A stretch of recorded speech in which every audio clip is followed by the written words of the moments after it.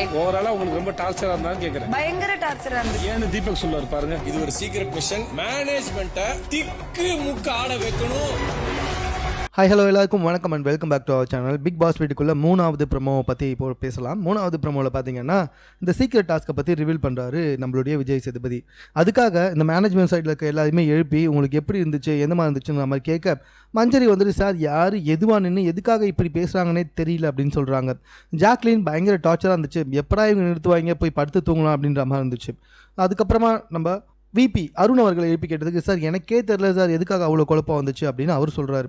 இன்னொரு பக்கம் வர்ஷினி எழுப்பி கேட்டால் சார் சுத்தமாக புரியல சார், பயங்கர டார்ச்சராக இருந்துச்சு சார், எதுக்காக இப்படி பண்ணுறாங்கன்னே தெரியல சார் அப்படின்ற மாதிரி சொல்ல அதுக்கு விஜய் சேதுபதி அவ்வளோ டார்ச்சராக இருந்துச்சு அவங்களுக்கு அப்படின்னு சொல்லி கேட்டால் அந்த டார்ச்சருக்கு என்ன காரணம்ன்ட்டு தீபக் அவர்கள் சொல்லுவார் கேளுங்க அப்படின்னு சொன்னால் அது ஒரு சீக்ரெட் மிஷன், மேனேஜ்மெண்ட்டை வந்துட்டு திக்கு முக்காட வைக்கணும் அப்படின்றத அந்த டாஸ்க்கு, அதை தான் நாங்கள் பண்ணோம் அப்படின்னு சொல்கிறாங்க.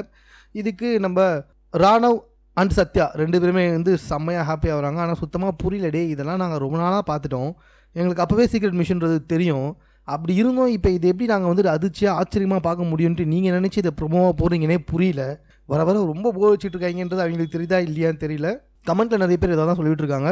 ஸோ பிக் பாஸ் எப்படி போகுது அப்படின்றத உங்களுடைய கருத்து நீங்கள் கமெண்ட்டில் தெரியப்படுத்துங்க. மேலும் இது போன்ற செய்திகளை கூட தெரிந்து கொள்வதற்கு நம்ம சென்னை சேனலை சப்ஸ்கிரைப் பண்ணுங்கள்.